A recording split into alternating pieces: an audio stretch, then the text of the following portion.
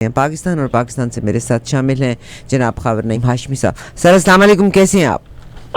جی عارفہ جی میں بالکل ٹھیک ہوں، آپ کیسی ہیں؟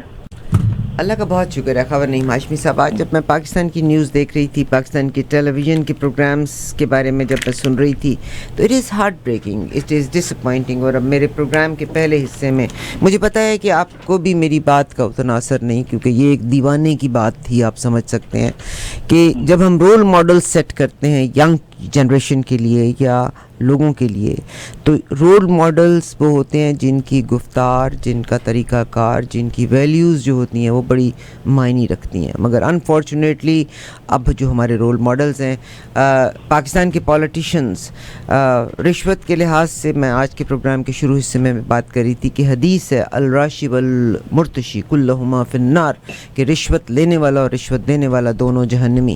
مگر پاکستان میں اور عام آدمی نے نہیں، مگر آپ کے جتنے پولیٹیشنز ہیں، انفارچونیٹلی جتنے آپ کے پولیٹیشنز ہیں ان میں، اور یہ جو اس وقت کی buying and selling and horse trading کا جو بزنس چل رہا ہے، what is this, is it رشوت اور ناٹ؟ تو بتائیے کہ کیا صورتحال چل رہی ہے. حالانکہ یہ چیزیں بڑی امیکیبلی بھی سالو ہو سکتی تھیں کہ اگر کاف لیگ کی وہ جو ڈاکٹر اوان صاحبہ ہیں ان کی کوئی پوزیشن بھی نہیں، تو وہ بزدار صاحب کی بھی مشیر تھیں، وہ پرائم منسٹر کی بھی مشیر تھیں. حالانکہ بیسیکلی تو شی ریپرزینٹ کاف لیگ نا، اور بزدار صاحب کو بھی ہٹا کے اطلاعات بھی نہیں ہیں. ایگزیکٹلی. تو مطلب اگر یہ وزارت اعلیٰ کا ہی چکر تھا تو یہ تو بیٹھ کے بھی ان کے ساتھ دو بدو بات کر کے یہ کام کیا جا سکتا تھا.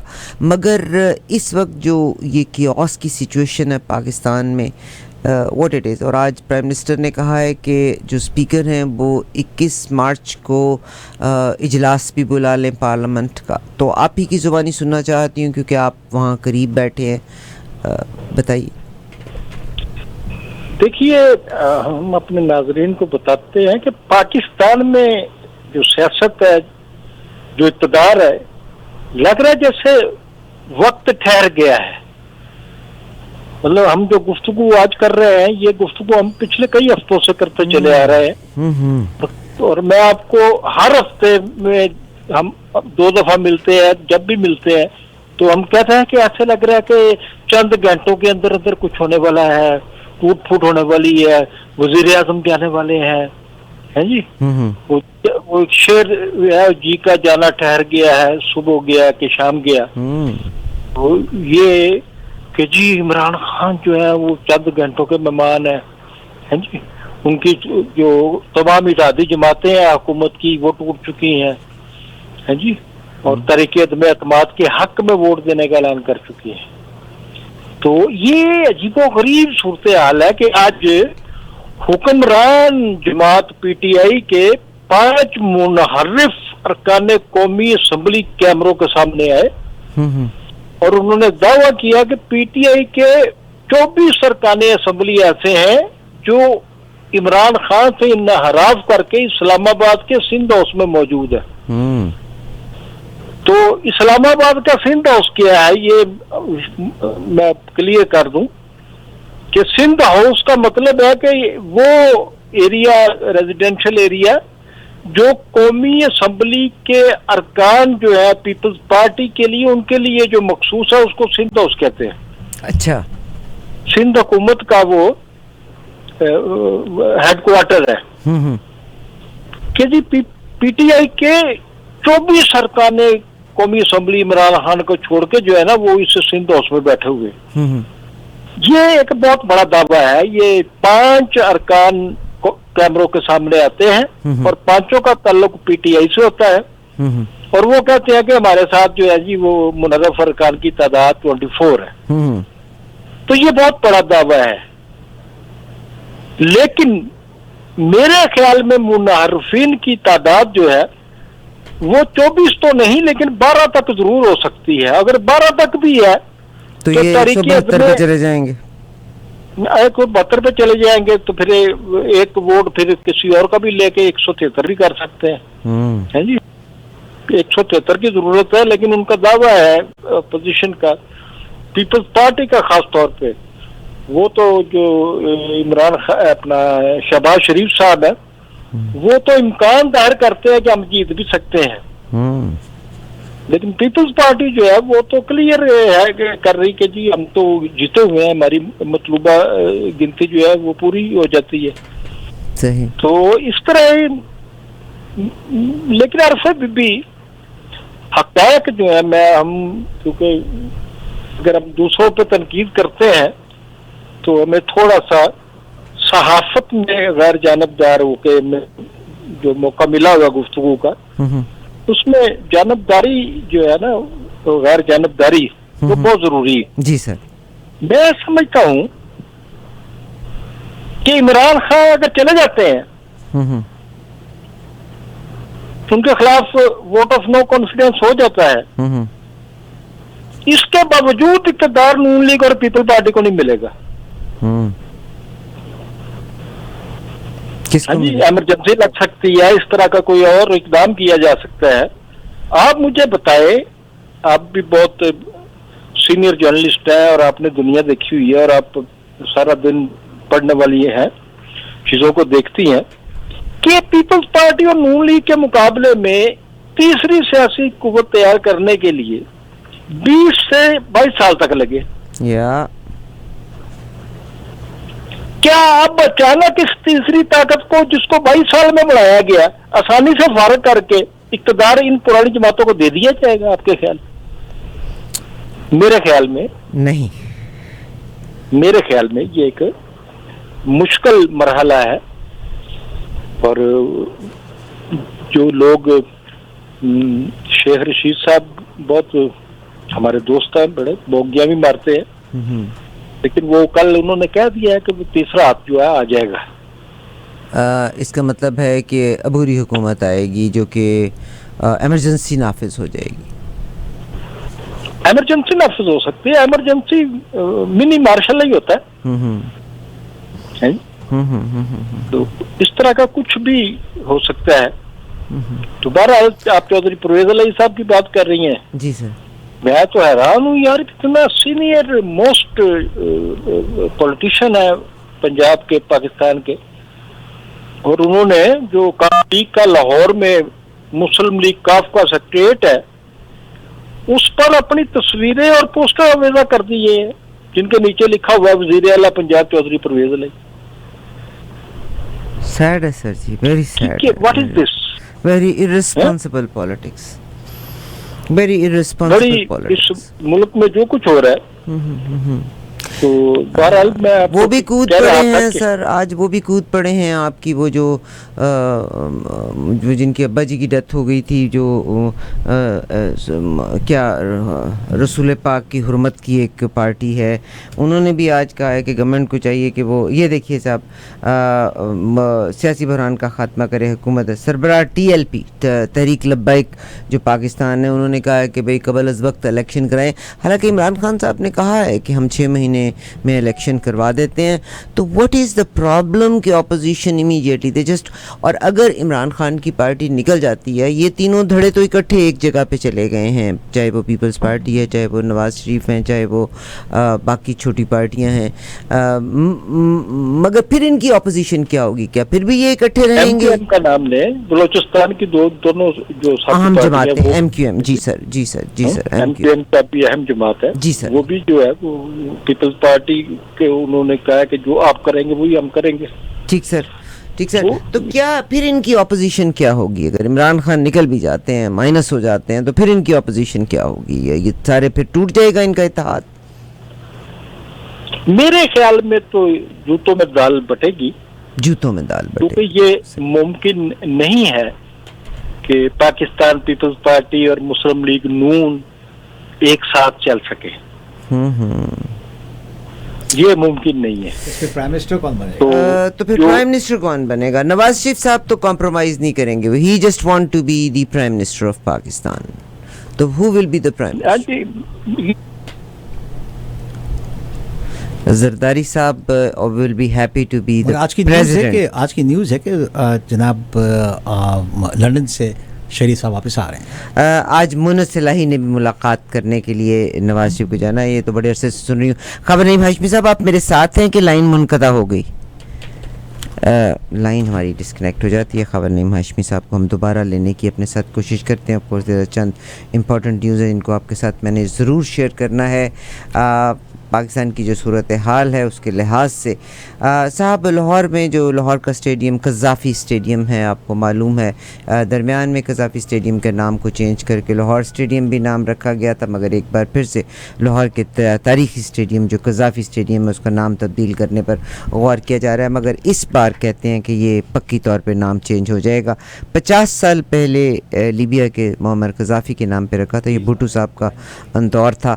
مگر اب جو chairman P C B Ramiz Raja نے کہا ہے کہ یہ انہوں نے ایک کمپنی کی یوگو کی کمپنی ہے جس کی سروسز حاصل کی ہیں، اور اس دفعہ جو قذافی اسٹیڈیم کا نام تبدیل ہو رہا ہے یہ مکمل طور پر مالیاتی گراؤنڈز پہ ہوگا. جیسے آپ کو یاد ہوگا، آپ کو یاد ہے یہ ہمارا جو کون سا کنونشن سینٹر تھا، برمپٹن سپورٹس سینٹر تھا، ہرشی سپورٹس سینٹر تھا. پھر فائنینشیل یا ریونیو جمع کرنے کے لیے پیراماؤنٹ نے لے لیا. برمپٹن میں ایک اور سپورٹس سینٹر تھا جس کو انہوں نے سیو میکس نے لے لیا تھا، تو دے پے آن اے منتھلی گراؤنڈ. تو ابھی انہوں نے یوگو کمپنی کی سروسز حاصل کی ہیں، اور اب جو اس کا پیسہ ادا کرے گا اس کے نام پہ اسٹوڈیو کا it's a good politics now. 1959 میں اس قذافی بیوٹیفل قذافی اسٹیڈیم تعمیر کیا گیا تھا. پہلے اس کو لاہور اسٹیڈیم کا نام دیا گیا تھا، پھر بھٹو صاحب کے دور میں جب اسلامک سمٹ ہوتی ہے تو اس کا نام قذافی اسٹیڈیم رکھا گیا تھا. مگر اب رمیز راجہ صاحب نے کنفرم کر دیا ہے کہ ایک کمپنی کی خدمات حاصل کرنے کے پیور اکنامک یعنی فائنینشیل گراؤنڈز کے اوپر اس کا نام رکھا جائے گا. خبر نعیم ہاشمی صاحب، بہت معذرت کی خواستگار ہوں، ہماری لائن آپ سے منقطع ہو گئی تھی، کوئی ہمارا اس میں عمل دخل نہیں. آپ فرما رہے تھے جی سوری. جی ہم بات کر رہے تھے کہ اگر تحریک عدم اعتماد کامیاب ہو بھی جاتی ہے جی سر تو فائدہ کس کو ہوگا؟ اب جو نون لیگ ہے وہ یہ چاہ رہی ہے کہ تحریک عدم اعتماد کامیاب ہوتی ہے تو فوری طور پر نئے انتخابات کی طرف جائیں، اور پیپلز پارٹی جو ہے اس کو نواز شریف صاحب کی طرف سے یقین دلایا گیا کہ جی یہ پوری مدت کے لیے اس کو بلاول بھٹو کو وزیر اعظم بنایا جا سکتا ہے.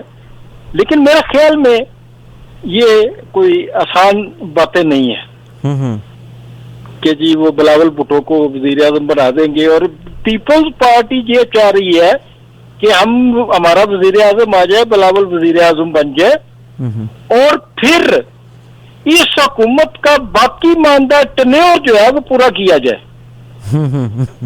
which is next to impossible.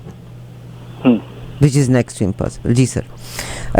سر آج یہ ایک نیا جو بیان، سوری آپ بات کیجئے میں پھر بات نہیں کریں آپ سوال. سر یہ بھی آج نیا بیان آیا ہے، میں آپ سے بڑے ایمانداری سے ایک بات کا پوچھتی ہوں. ظاہر ہے انفارچونیٹلی ہمارے ایک عرصے میں برین واشنگ کی گئی جس کا ہم کو خود احساس نہیں ہوا کہ ہماری برین واشنگ کیسے ہوئی، اور ہمارا رجحان اشخاص کی طرف ہے، قوم کی طرف ہمارا جو رویہ یا وہ نہیں ہے، ہم اشخاص کو پسند کرتے ہیں.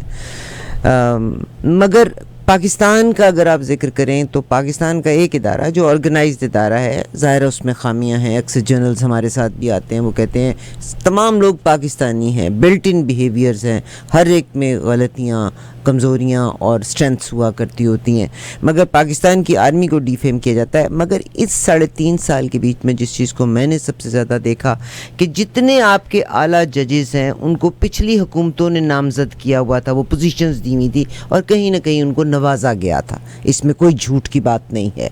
بیوروکریسی کی طرف اگر آ جائیں تو مختلف جو بیوروکریٹک پوزیشنز ہیں وہاں پہ بھی جو لوگ اس وقت سیٹس کو سنبھال کے بیٹھے ہوئے ہیں وہ بھی وہ لوگ ہیں جن کو پچھلی حکومتوں نے مختلف، اور اب وہ میچور ہو کے اس پوزیشن پہ پہنچ گئی ہیں جہاں پہ انہوں نے ان حکومتی اقدامات میں روڑے اٹکانے کی بھرپور کوشش کی. یعنی ہم جب بھی اسٹیبلشمنٹ کا ذکر کرتے ہیں، گو کہ اسٹیبلشمنٹ اسٹیٹمنٹ میں بیوروکریسی کے ساتھ ساتھ آپ کی آرمی آتی ہے، مگر لوگوں کا رجحان فوری طور پر آرمی کی طرف جاتا ہے. Of course army has to save the country, مگر یہاں پر آج پیپلز پارٹی نے ایک بیان دیا ہے کہ وزیر اعظم کے پاس، پاکستان کے پاس بیوروکریسی کو احکامات جاری کرنے کا مینڈیٹ نہیں رہا. آپ ایکسپلین کریں گے کہ واٹ ڈز اٹ مین، کہ کیوں ابھی تو تحریک عدم اعتماد آپ کی پیش بھی نہیں ہوئی، ابھی تو کچھ ہوا بھی نہیں، تو پھر وزیر اعظم کے پاس بیوروکریسی کو احکامات جاری کرنے کا مینڈیٹ کیوں نہیں رہا؟ یہ تو ایک زبانی بیان بازی ہے. وزیر اعظم تو جب تک بھی ہیں تو وزیر اعظم کا اختیار ہے بیوروکریسی پر، وہ احکامات جاری کر سکتے ہیں. لیکن آپ نے جو بات کہی ہے اس کی میں تائید کرتے ہوئے آگے چلتا ہوں کہ جو موجودہ بیوروکریسی ہے یہ پی ٹی آئی یا عمران خان کی بیوروکریسی نہیں ہے. یہ بیوروکریسی جو ہے، مطلب آج اگر عمران خان جو ہے وہ الیکشن کمیشن میں درخواست دیتے ہیں کہ جی یہ ہارس ٹریڈنگ ہو رہی ہے جی، اور یہ ہو رہا ہے اتنے کروڑ میں یہ ووٹ بک رہا ہے اور اس پر قانون کے تقاضے پورے کیے جائیں اور یہ وہ کیے جائے، تو میرے خیال میں یہ جو عمران خان درخواست دیں گے یہ اس پہ فوری عمل نہیں ہوگا. یہ میں آپ کو بتاؤں، یہ بیوروکریسی کے فیتے کی نظر ہو جائے گی درخواست ان کی، وزیر اعظم کی. اور میں یہی سمجھتا ہوں کہ بیوروکریسی جو سول بیوروکریسی ہے خاص طور پہ، اور اس میں جو اراکین موجود ہے، جس طرح سے لوگوں کو نوازا گیا، آپ نے ججوں کی بھی بات کی، آپ نے فلاں کی بھی بات کی، فلاں کی بھی بات کی، ہر شعبہ زندگی میں نوازشیں ہوئی ہیں پچھلے 30-35 سال میں، اس میں کوئی شبہ نہیں ہے. بہت شکریہ. قابل احترام جناب ابصار عالم صاحب بھی ہمارے ساتھ اسٹوڈیو میں موجود تھے 2 دن پہلے. ان کا بڑا احسان ہے کہ وہ ہمارے ساتھ یہاں شامل ہوئے. ابصار عالم کو بھی جو پیمرا کی پوزیشن دی گئی ہوئی تھی، ظاہر ہے ہی از اے سینئر موسٹ جرنلسٹ، مگر وہ اس پوزیشن کے لیے کوئی کوالیفائی کر کے کوئی الیکشن تو نہیں ہوا تھا. کس ٹیلنٹ پہ ان کو اپوائنٹ کیا گیا تھا پیمرا کا انچارج یا چیف؟ یہ تو سب روز روشن کی طرح سار صاحب ہمارے ساتھی رہے ہیں، دوست ہیں ہمارے، لیکن وہ نوازا گیا تھا ان کو. صحیح. یہاں سے آپ آ جائیے گا. اس وقت پاکستان کے جتنے ججز ہیں ان کو پچھلی حکومتوں نے، کیونکہ 70 سال سے یہی حکومتیں بدل کے آ رہی ہیں، انہی لوگوں نے ان کو نوازا ہوا تھا. اور یہ میں ایک سوال کر دوں. آپ 2 سوال نہیں، میں یہ پوچھنا چاہتا ہوں بھی کل کی نیوز تھی یہ کہ امریکن سینیٹرز پاکستان گئے ہیں، انہوں نے ججوں سے ملاقات کی ہے. یہ تو میں نے آج تک کبھی نہیں سنا کہ کوئی دوسرے سینیٹرز آ کے ججز سے ان کی کیا تعلقات ہیں؟ دیکھیے بہت ساری چیزیں ایسی ہیں جو چل رہی ہوتی ہیں، لیکن آپ ان کی شہادت میں کوئی چیز پیش نہیں کر سکتے. اب یہ کہنا کہ وہ ججوں سے ملے ہیں، میرے لیے مشکل ہوگا کہ میں اس کی تائید کروں. وہ آئے ہیں، ہم پچھلے 2 ہفتوں سے اس پہ بات بھی کر رہے ہیں کہ وہ اپوزیشن کی پارٹیوں سے کیوں ملے ہیں اور وہ حکومتی لوگوں سے کیوں نہیں ملے، اور یہ کیا ہے یہ جو موجودہ حکومت کا ایک امریکہ کے ساتھ جو کہا ہے اس میں کمی لائی ہے یہ حکومت، تو اس کا نتیجہ قرار دیا جا رہا ہے. کیا کیا باتیں ہو رہی ہیں.